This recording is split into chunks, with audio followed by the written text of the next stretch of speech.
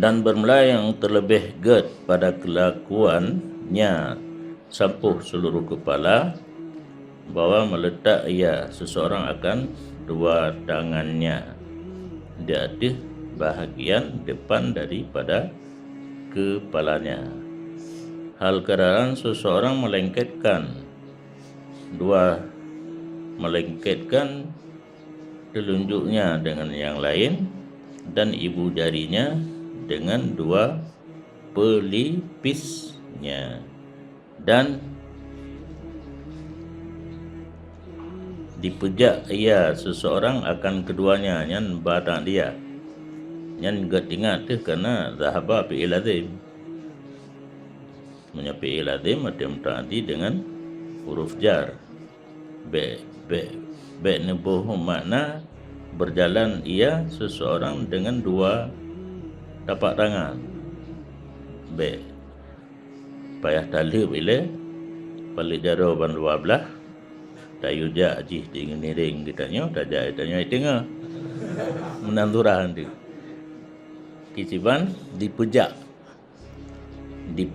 ia seseorang akan dua palit jaro bagi tengkuknya. Laginya kan ya pejak boleh ke ni menjaro lo antro tak tu kelantaran naga piah yang kalau mabih tugai summa ini kalaba sya'ru raddahuma, kemudian jika menerima balik rambutnya opana tak pejak jarau ke tu ibu dah mau balik buno ke ulikut kajak ulikut tak balik jarau ke tu ibu dah lam iwo ke yang menyono nyo lagi nyan raddahuma, mengembali ia seseorang akan dua tapak tangan bagi permulaannya. Patkai buno muqaddam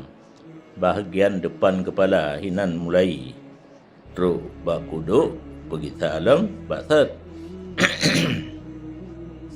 supaya bahawa sampailah air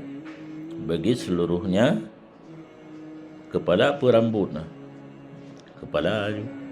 bak pupu yang naik nampak kepala